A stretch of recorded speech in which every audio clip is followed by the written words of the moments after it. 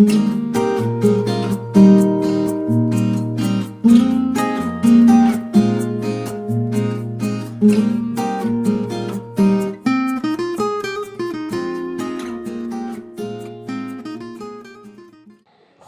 pagi Pak. Pagi Bu, Gimana kabarnya hari ini Pak? puji Tuhan sehat. Sehat ya Pak. Oke. Nah, maaf Pak menyita waktunya sebentar. Kita ngobrol santai dulu ya Pak ya. Ini terkait dengan supervisi yang akan kita lakukan. Nah, supervisi ini ada 3 kegiatan Pak. Ada yang pertama praobservasi, yang kedua adalah observasi, dan yang ketiga ya yaitu pasca observasi. Nah, terkait dengan kegiatan kita hari ini yaitu praobservasi. Di dalam supervisi ini nantinya Pak, saya bukan untuk menilai Bapak ya Pak ya, tapi kita bersama-sama untuk bagaimana meningkatkan kompetensi Bapak supaya dapat memberikan pembelajaran yang berpihak kepada murid. Jadi pembelajaran yang ada di kelas nantinya itu adalah pembelajaran yang menyenangkan, yang membuat siswa bahagia di dalam mengikuti pembelajaran. Oke Pak, terkait dengan supervisi kita ini, kira-kira Pak rencana Bapak di kelas berapa yang ingin Bapak lakukan observasi ya Pak? Nah, untuk observasi nanti Bu, itu saya rencanakan di kelas 12 OTKP Bu. 12 OTKP ya Pak. Ini untuk mata pelajaran apa? Untuk mata pelajaran PPKN Bu. Oke, PPKN ya Pak. Nah, kira-kira Pak rencana Bapak materi yang ingin Bapak bawakan atau yang Bapak sampaikan nantinya apa ya Pak? Nah, jadi kan Bu, karena proses pembelajaran juga sedang berlangsung, jadi saya akan membawakan materi berlanjut itu tentang dinamika persatuan dan kesatuan bangsa dari masa ke masa. Oke, dinamika persatuan bangsa ya Pak ya, dari masa ke masa. Nah, terkait dengan observasi yang akan kita lakukan, kira-kira Pak rencana Bapak kapan bisa kita lakukan observasi ya Pak? Jika melihat jadwal ya Bu ya, kelas 12 OTKP itu kita rencanakan observasinya itu dilakukan di tanggal 2 Maret. Oke, 2 Maret 2023. Berarti hari Kamis ya Pak ya? Iya. Oke, bisa Pak. Oke, terkait dengan observasi kita tersebut, tujuan pembelajaran yang ingin Bapak capai apa sih Pak? Nah, tujuan pembelajaran yang ingin dicapai yaitu peserta didik itu harus mampu menganalisis dinamika persatuan dan kesatuan bangsa itu dari masa ke masa itu dengan baik. Oke, dengan baik. Oke Pak, terkait dengan pembelajaran Bapak selama ini di kelas, ada nggak Pak kira-kira kendala yang Bapak hadapi di kelas gitu Pak? Kendala yang saya hadapi ketika saya mengajar ya paling umum ya Bu ya, itu adalah rasa bosan peserta didik ya. Rasa bosan ya Pak ya? Karena kan ya seperti kita ketahui bersama, materi PPKN ini kan kebanyakan teori. Jadi mungkin ketika saya menjelaskan terlalu panjang dan terlalu lama gitu kan, jadi mungkin siswa merasa bosan seperti itu. Oke, jadi siswa ini terlalu banyak mendengarkan gitu ya Pak ya. Akhirnya mereka bosan, tidak aktif di dalam pembelajaran. Nah, kira-kira Pak, Bapak sudah mengalami banyak kendala seperti itu. Apa sih yang ingin Bapak kembangkan supaya pembelajaran Bapak tersebut bisa tercapai? Nah, melalui observasi ini juga Bu, yang saya ingin kembangkan itu yang pertama pembelajarannya harus efektif. Oke. Jadi pembelajaran efektif itu bisa mengakomodir semua kebutuhan siswa seperti itu. Jadi kalau misalnya siswa kita lihat butuhnya dia atau senangnya dia dengan metode pelajaran dengan gambar, kita tampilkan dengan gambar, atau dia lebih cenderung ke audio visual, kita bisa tayangkan video seperti itu. Jadi pembelajarannya lebih efektif ke siswa. Oke, jadi pembelajarannya itu sesuai dengan apa kebutuhan murid di kelas ya Pak ya? Nah, kemudian juga yang kedua Bu, yang pastinya pembelajarannya harus menyenangkan. Apalagi kalau PPKN ini kan kebanyakan teori Bu ya, seperti yang kita ketahui. Jadi kalau terus dibawakan menjelaskan mungkin akan terus monoton. Mungkin perlu ya dibarengi dengan itu tadi, ya mungkin dengan ice breaking kah, atau dibarengi dengan guyonan kah, sehingga pembelajaran menyenangkan, tidak monoton seperti itu. Oke, jadi Bapak ingin pembelajaran itu lebih menyenangkan, membuat siswa bahagia ya Pak dalam mengikuti pembelajaran. Terus yang ketiga, karena ketika kita melakukan pembelajaran ya otomatis kita harus melakukan asesmen. Hasil penilaian ya Pak ya. Jadi kita ukur apakah pembelajaran itu tercapai atau tidak. Ya, kita akan melakukan uji keterampilan, sikap, dan juga pengetahuan gitu, seperti itu. Oke, baik Pak. Jadi ada 3 area pengembangan yang hendak Bapak capai ya Pak ya. Oke, yang pertama yang mengakomodir semua kebutuhan belajar murid. Kemudian yang kedua supaya pembelajaran itu lebih menyenangkan. Dan yang ketiga dengan melakukan asesmen ataupun penilaian ya Pak. Oke Pak. Nah, apa sih strategi yang Bapak ingin persiapkan, ingin Bapak lakukan nantinya di observasi supaya apa yang menjadi area pengembangan ataupun pembelajaran Bapak ini bisa menjadi pembelajaran yang Bapak harapkan seperti dapat mengakomodir semua kebutuhan belajar, menyenangkan maupun dapat membuat pembelajaran itu lebih ini ya Pak, lebih efektif gitu kira-kira. Nah, strategi ya sesuai juga dengan apa yang ingin mau saya kembangkan kan Bu. Otomatis strateginya pertama itu pembelajarannya harus berdiferensiasi. Ya. Berdiferensiasi. Jadi pembelajarannya itu harus dibeda-bedakan sesuai dengan kebutuhan siswanya. Misalnya seperti yang saya katakan tadi, siswanya senangnya gambar ya kita tampilkan gambar, siswanya senang audiovisual, kita tayangkan pembelajaran dengan video seperti itu. Kemudian yang kedua itu keterampilan sosial emosionalnya Bu. Ya, jadi kita bisa melakukan ice breaking. Nah, biasanya ice breaking ini saya buat di tengah-tengah Bu. Ya, di tengah-tengah pembelajaran supaya tujuannya ya siswa lebih fokus, siswa juga lebih bersemangat dan juga siswa bisa jadi lebih ceria dalam mengikuti pembelajaran seperti itu. Terus yang ketiga, rencana saya adalah kita akan menerapkan model pembelajaran problem based learning, Bu. Nah, sesuai dengan judulnya, ya, sesuai dengan judulnya problem based learning adalah pembelajaran memecahkan masalah. Jadi siswa di awal akan kita berikan suatu masalah, nah, kemudian mereka akan berdiskusi untuk memecahkan masalah yang kita berikan tadi, kemudian nanti akan dipresentasikan ke teman-temannya. Nah, di situ juga teman-temannya boleh melakukan feedback, umpan balik, boleh bertanya, boleh mengasih saran kepada yang teman-teman yang tadi yang sedang mempresentasikan seperti itu. Berarti ada nanti yang ingin Bapak terapkan itu pembelajaran berdiferensiasi, kemudian menerapkan KSE, lalu menerapkan model PBL ya Pak, problem based learning. Oke Pak. Saya berharap dan kita juga ini juga harapan Bapak ya. Semoga pembelajaran ini dapat tercapai Pak sesuai dengan harapan Bapak dan semoga nanti strategi ini benar-benar mengakomodir semua kebutuhan murid di kelas, membuat murid itu menyenangkan di dalam pembelajaran sehingga potensi ataupun minat bakat yang murid miliki dapat tergali, terkembangkan secara optimal gitu ya Pak ya. Oke Pak, sesuai dengan rencana kita bahwa kegiatan observasi akan kita lakukan 2 Maret. Itu hari Kamis ya Pak, 2 Maret 2023, itu ketepatan hari Kamis. Kita berharap supaya kita dalam keadaan sehat nantinya Pak ya, supaya kegiatan ini dapat berjalan dengan baik dan segala harapan Bapak bisa tercapai sesuai dengan tujuan pembelajaran Bapak ya Pak ya.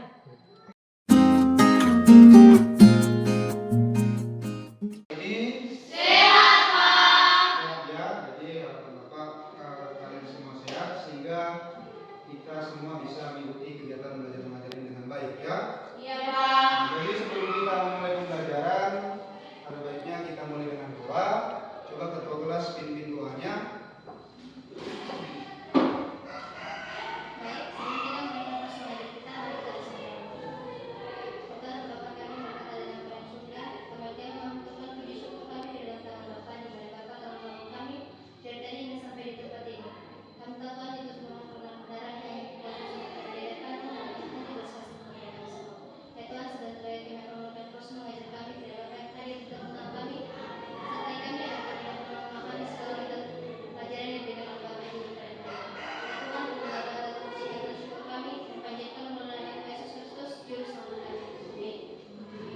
Terima kasih ketua kelas. Nah, sebelum memulai pembelajaran, ya seperti kebiasaan kita terlebih dahulu menyanyikan lagu wajib nasional. Ya kan? Coba pimpin, siapa yang biasa memimpin? Silakan masuk ke depan.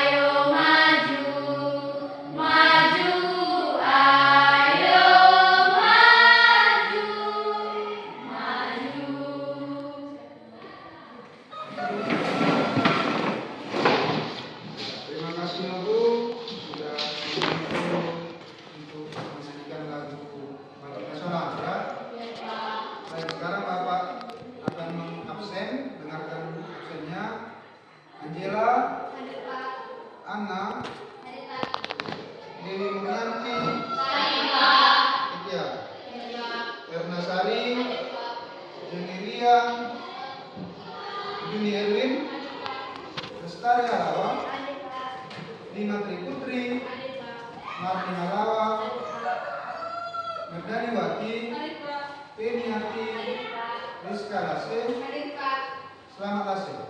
Ya.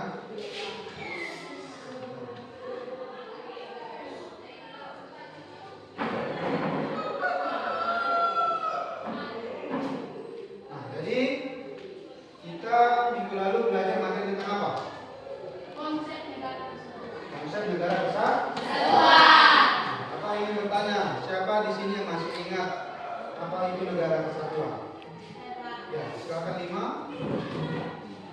Negara kesatuan adalah negara yang terbentuk dan wilayah atau daerah yang berbeda-beda. Namun kekuasaan negara tersebut dipegang oleh pemerintah pusat dan pemerintah pusat dapat menyerahkan sebagian kekuasaan kepada daerah. Baik, terima kasih. Kita untuk semua. Jadi seperti yang sudah dijelaskan sebelumnya, negara kesatuan itu adalah negara yang terdiri dari berbagai wilayah. Namun pemerintahnya tetap satu. Walaupun pemerintahnya satu, pemerintah pusat itu tadi juga bisa memberikan sebagian wewenangnya kepada pemerintah di daerah. Tujuan pembelajarannya adalah kalian nanti bisa ataupun peserta didik itu mampu untuk menganalisis bagaimana dinamika tentang persatuan dan kesatuan itu dari masa ke masa.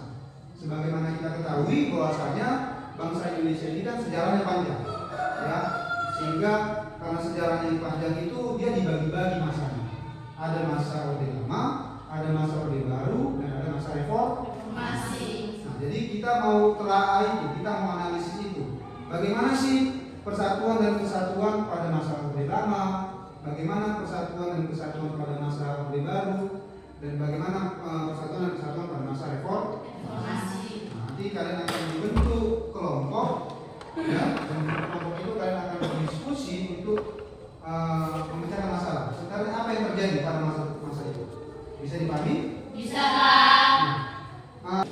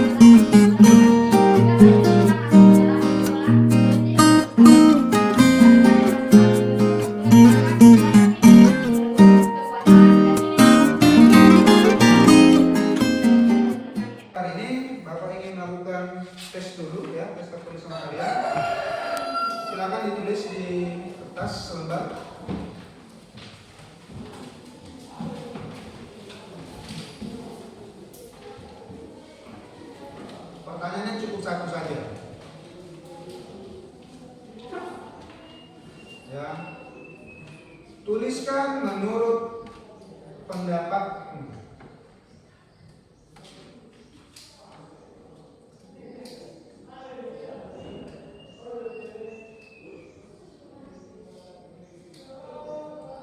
Apa saja tantangan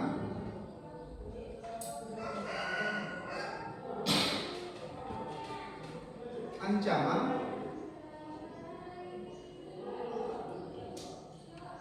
hambatan,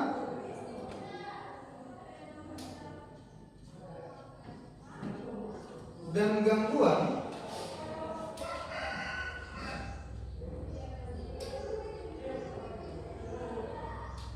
yang akan dihadapi bangsa Indonesia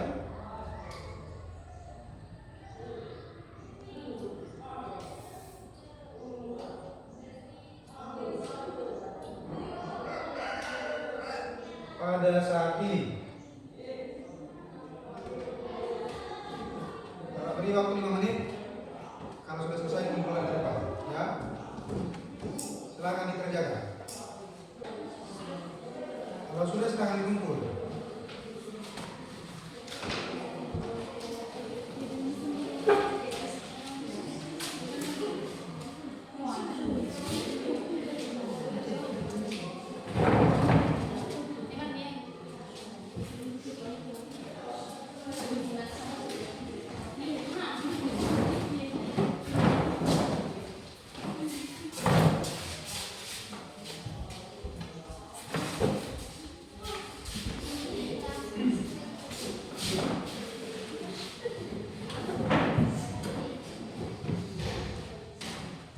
Baik, nah kalian sudah selesai melakukan tes, ya, tulis. Nah, jadi tandanya bahwasanya pembelajaran hari ini akan berakhir. Nah, Bapak berpesan kepada kalian supaya terus giat belajar, ya. Khususnya bukunya itu dibaca dulu. Bukunya jangan dianggukan, jangan terus baca khususnya materi yang akan datang, ya. Supaya ketika kita masuk di depan materinya sudah gampang dipahami. Bisa ya? Bisa. Oke, baik. Terima kasih atas perhatiannya. Bapak ucapkan selamat pagi semuanya.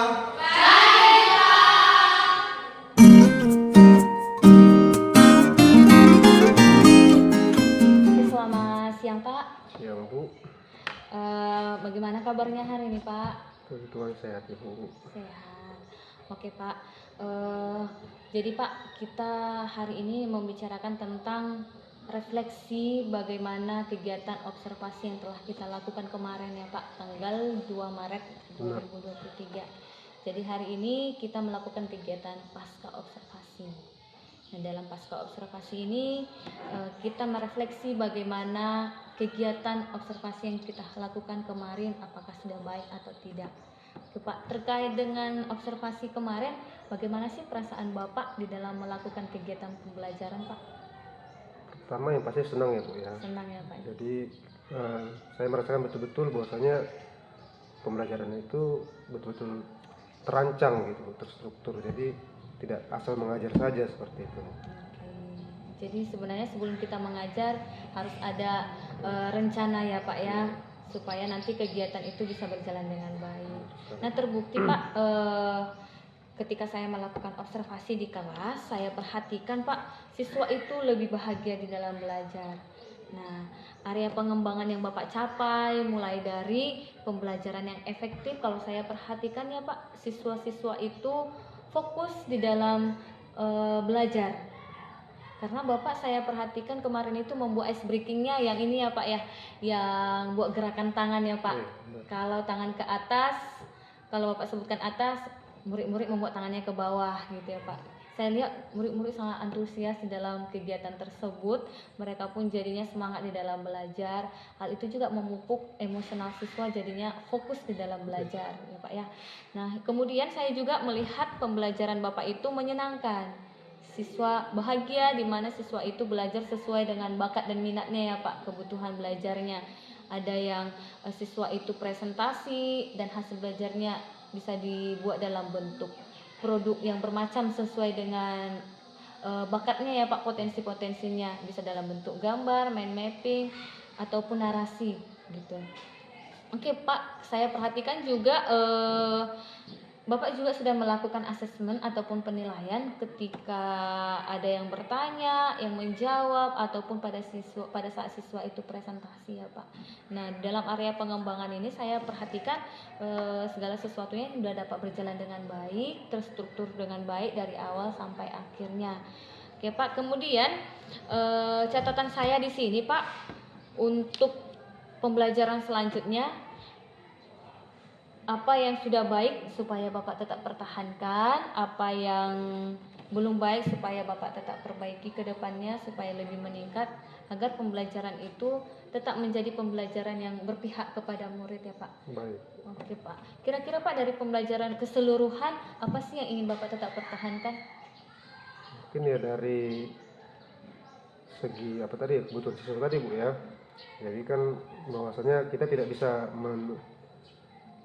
mensamaratakan bahwasanya kebutuhan mereka itu sama. Jadi kita harus tetap bisa pertahankan bahwasanya si anak ini lebih suka gambar, si anak ini lebih suka video misalnya, atau si anak ini lebih suka belajar dengan bermain game. Itu yang harus kita tetap munculkan supaya siswa tetap belajarnya ceria gitu. Lebih pembelajaran itu berpihak lah pada siswa seperti itu. Jadi setiap orang itu memiliki karakteristik masing-masing gitu ya Pak, memiliki potensi masing-masing. Tidak boleh diberikan suatu kegiatan yang sama gitu ya Pak. Harus disesuaikan dengan potensi murid tersebut. Itu yang Bapak ingin selalu lakukan ya Pak ya. Oke. Baik Pak, apa sih yang belum menurut Bapak masih kurang nih di bagian ini? Ada nggak kira-kira Pak? Mungkin ya kalau menurut saya Bu, itu tadi di kurang maksimalnya tadi di pemenuhan kebutuhan mereka tadi seperti itu. Jadi walaupun sudah saya lakukan tapi menurut saya masih kurang maksimal. Jadi mungkin kedepannya jadi pembelajaran juga bagi saya supaya lebih betul-betul tahu bagaimana kebutuhan mereka itu bisa terpenuhi sepenuhnya seperti itu. Supaya segala potensi itu bisa dapat berkembang maksimal gitu ya Pak ya. Oke Pak. Rencana tindak lanjut Bapak kira-kira kedepannya bagaimana Pak? Apakah ingin Bapak lakukan terus-menerus atau tahun depan mau dilakukan, minggu depan, atau sesegera mungkin Bapak terus akan lakukan? Tentu sesegera mungkin Bu ya.